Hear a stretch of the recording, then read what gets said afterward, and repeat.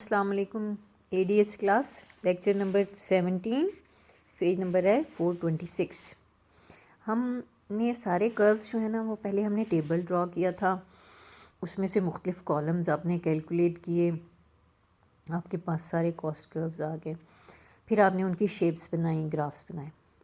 अब उनकी ना हर एक के अलग-अलग ग्राफ को वो डिस्कस करना चाह रहा है। ये this is not that much important क्योंकि आप इसको पढ़ के आ चुके हैं, और इसमें से मैंने एक्सरसाइजेज में या पिछले पेपर्स में देखा है कि एक दफ़ा क्वेश्चन आया हुआ है behaviour of short run cost curves का।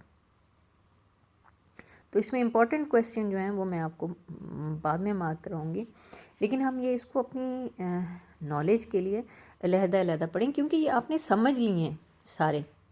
ठीक है, आपने शेड्यूल बनाया है, आपने बनाए हैं कर्व्स बनाए हैं, तो आपने इन सबको समझ लिया हुआ। तो हम इनको पढ़ने में कोई हर्ज नहीं कि हम इन्हें पढ़ लें। फ़र्ज़ कीजिए कि वैसे तो चांसेस नहीं है, लेकिन अगर आ जाता है ये क्वेश्चन तो आप ये इसका कर सकें।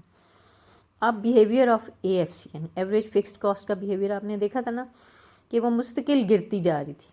आपने जो टेबल देखा था तो आपने बता देना है कि टोटल फिक्स्ड कॉस्ट को क्वांटिटी से डिवाइड करेंगे तो आपके पास एवरेज फिक्स्ड कॉस्ट, और इसकी मूवमेंट का लिख देना है कि ये गिरती जाएगी और फॉलिंग रहेगी और एक्स एक्सिस के तकरीबन पैरेलल हो जाएगी, लेकिन इसको इंटरसेक्ट नहीं करेगी।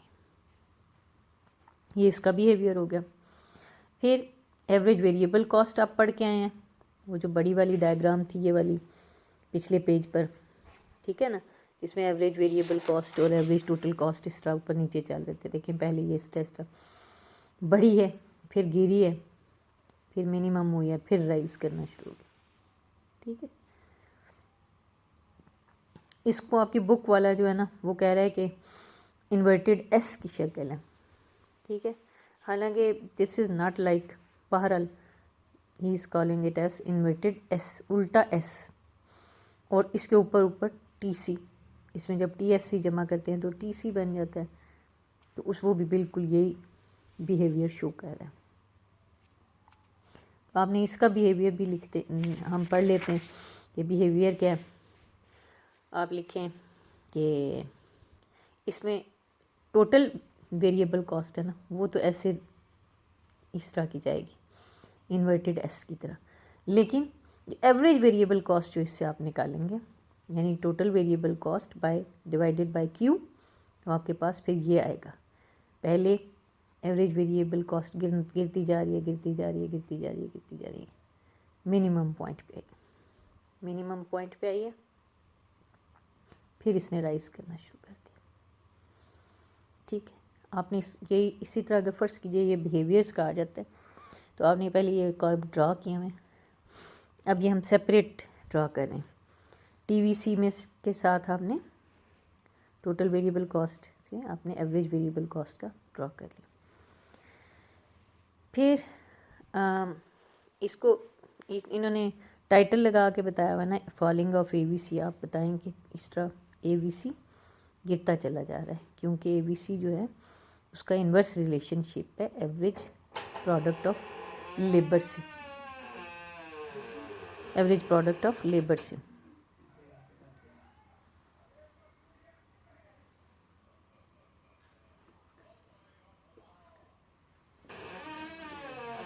एवरेज प्रोडक्ट ऑफ लेबर से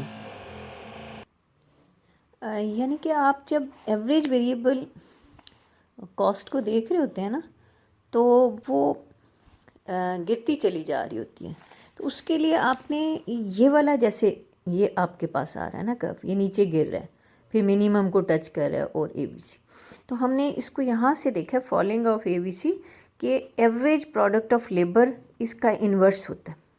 ठीक हो गया, एवरेज प्रोडक्ट ऑफ लेबर का इन्वर्स होता है। तो हम इसको, ये जो हमारे पास हम पहले से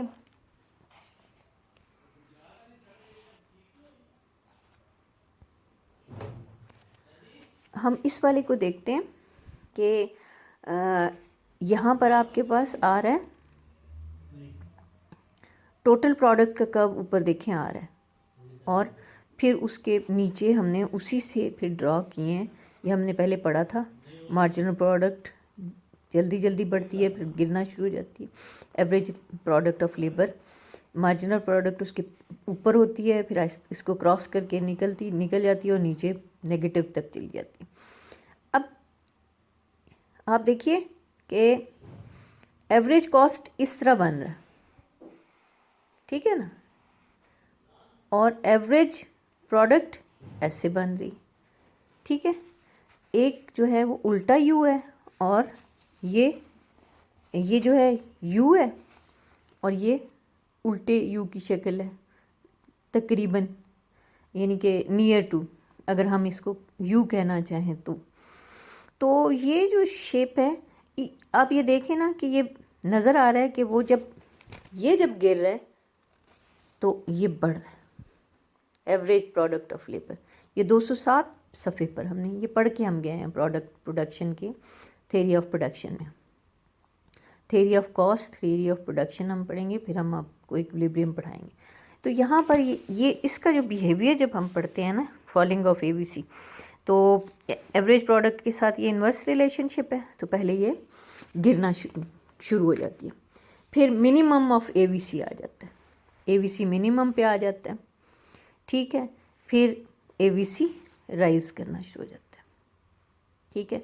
और उस अरसे में आपके पास जो एवरेज प्रोडक्ट, वो हाँ मैंने 207 सफ़े पे दिखाई है, वो देखें इंक्रीज़ हुई है।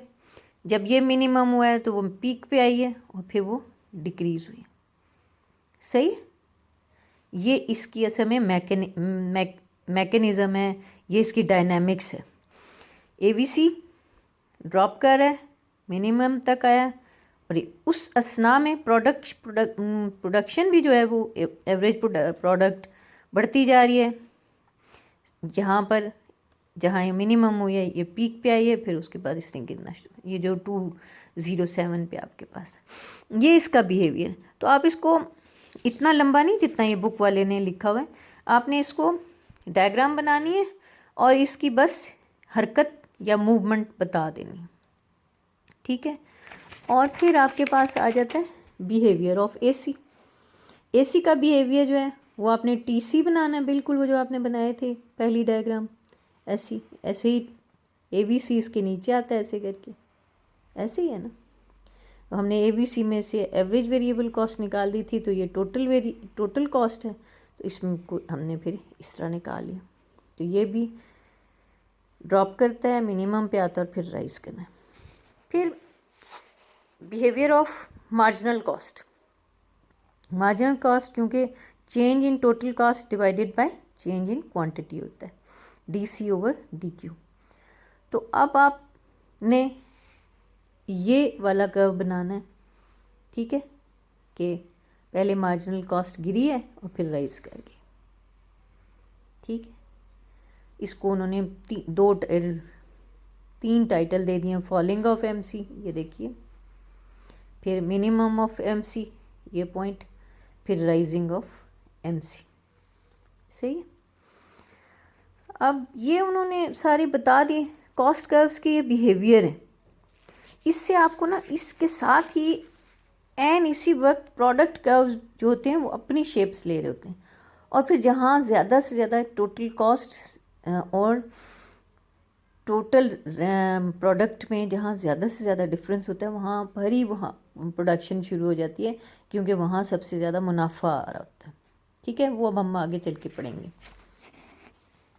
ठीक हो गया। ये कर्व्स जो हैं ये फिर उसी से मार्जिनल कॉस्ट देखें जब गिर रही है, तो उन्होंने मार्जिनल प्रोडक्ट जो हमने वो 207 पेज पे देखी थी ना, उसमें जो प्रोडक्ट के कर्व्स थे वो इसी तरह था। मार्जिनल प्रोडक्ट पहले बढ़ती है, फिर जब मार्जिनल कॉस्ट बिल्कुल लोएस्ट हो जाती है तो MP भी पीक पर आ जाती है मार्जिनल प्रोडक्ट, फिर ये फॉल करना शुरू हो जाती है तो MC बढ़ना शुरू हो जाता है। जब मार्जिनल प्रोडक्ट घटना शुरू हो जाती है, हर नए लेबर की पैदावार कम होना शुरू हो जाती है, तो फिर आपकी कॉस्ट भी बढ़ना शुरू हो जाती है, क्योंकि पहले इस पॉइंट तक 500 रुपये का जो मज़दूर है वो 500 के बराबर प्रोडक्शन भी कर रहा है, ठीक है। यहाँ पर जो है वो 500 का मज़दूर जो है वो 700-800 की प्रोडक्शन कर रहा है। ठीक है, यहाँ मुनाफे चल रहे हैं, मुनाफे चल रहे हैं, वो जो आप इंक्रीजिंग रिटर्न्स यहाँ पर आ रहे हैं, फिर यहाँ पर कांस्टेंट हो जाते हैं, और फिर यहाँ पर ये बिल्कुल ये कॉस्ट कर्व्स हैं, ये मार्जिनल प्रोडक्ट का कर्व है, और जब हम रिटर्न्स में देखते हैं तो तब भी कर्व्स आ रहे होते हैं। तो ये जब मिलकर एक पिक्चर मुकम्मल होती है तो आपके पास फर्म के इक्विलिब्रियम आते हैं। ठीक हो गया। तो ये इनके बिहेवियर्स हैं, इसी से आपने मार्जिनल प्रोडक्ट, वो जो प्रोडक्शन थ्योरी में आप पढ़ के आए हैं। साइमल्टेनियसली ये घट रही होती है तो ये बढ़ते हैं, ये मिनिमम पे आती है तो ये पीक पर आती है। पीक, ये जैसे ही मार्जिनल प्रोडक्ट घटना शुरू होती है तो आपकी मार्जिनल कॉस्ट बढ़ना, यानी कि सादा सी जो मैं एग्जांपल दे रही थी कि 500 रुपये का मज़दूर जो है वो पहले 700-800 के बराबर चीज़ें पैदा करता है, फिर आप और मज़दूर लगाते जाते हैं, ज़्यादा होती जाती है, ज़्यादा होती जाती है, और कॉस्ट कम हो रही है, कम हो रही है। फिर 500 आप मज़दूर पे लगाते हैं, 500 उसको मज़दूरी देते हैं, 500 का ही वो काम करते हैं। फिर और मज़दूर अगर आप लगाते हैं ना तो आपकी कॉस्ट बढ़ना शुरू हो जाती है, क्योंकि प्रोडक्शन कम होना शुरू है। यहाँ पर प्रोडक्शन देखें कम होना शुरू हो गई। अब आपके पास टॉपिक आ रहा है relationship between AC and MC curves. Average cost और मार्जिनल कॉस्ट में क्या रिलेशनशिप है। अब इसका ये है कि आप जैसे जैसे बढ़ाते चले जाएंगे, in the beginning when units of labours are increase with the fixed plant, the efficiency of fixed and variable factors increases, but productivity of labour increases more rapidly. Labour की प्रोडक्टिविटी तेज़ी से बढ़ेगी तो एपी और MP increase करेंगे, लेकिन MP increases more rapidly, MP ज़्यादा तेज़ी से बढ़ेगी। बोथ एसी और MC curves fall, but MC curve fall more than AC. ये हम पीछे इस पिछली पिक्चर में भी देख के आए। MC is less than AC. ठीक है, शुरू में क्या होगा कि मार्जिनल कॉस्ट जो है वो लेस देन एवरेज कॉस्ट होगी।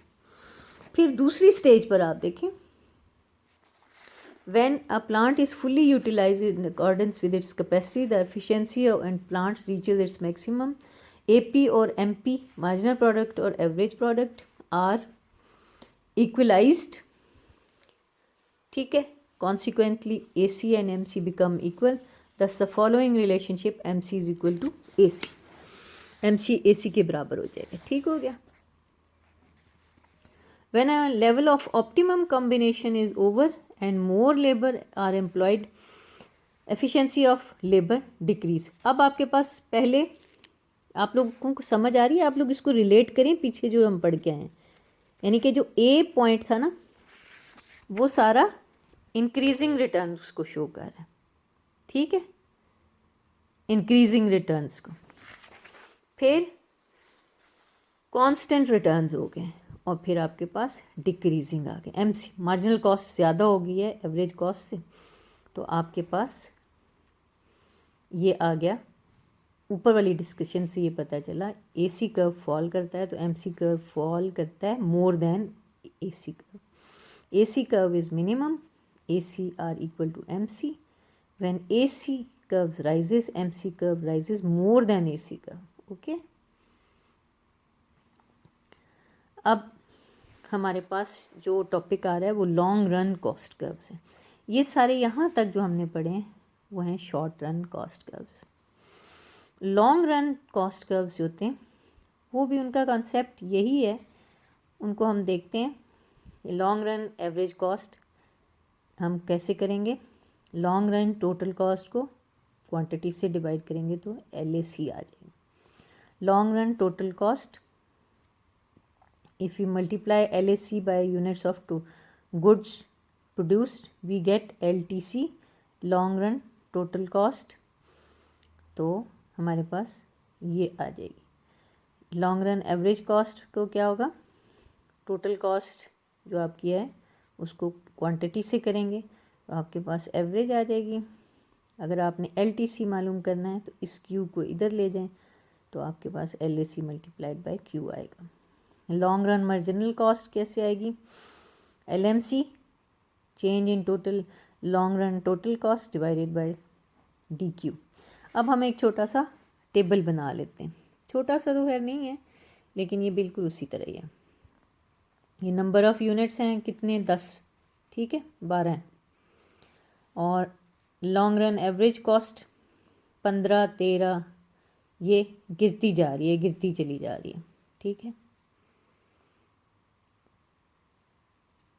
फिर आपके पास आप लॉन्ग रन टोटल कॉस्ट निकालते हैं, वो आपके पास ये आ जाती है, वो भी लॉन्ग रन टोटल कॉस्ट, वो आहिस्ता आहिस्ता आहिस्ता आहिस्ता आहिस्ता आहिस्ता बढ़ती जा रही है। इस वाली को अगर आप Q से डिवाइड करते हैं तो आपके पास लॉन्ग रन एवरेज कॉस्ट आ जाती है। LMC जो है वो तो आप टोटल कॉस्ट में से पहली वाली में से ये निकालते हैं तो ये आ जाती है, इसमें से ये निकालेंगे ये आएगी, ये आपके पास तेज़ी से शार्पली गिर रही है, ठीक है, और फिर शार्पली राइज हो जाएगी।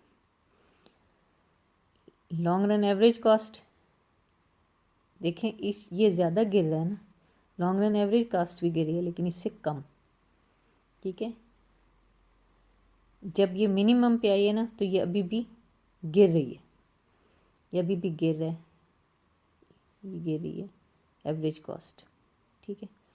फिर उसके बाद जब यहाँ पर आके दोबारा 10वें यूनिट पे बढ़ना शुरू होती है, जबकि ये 6.20 के बाद ही बढ़ना शुरू होती है, ठीक है।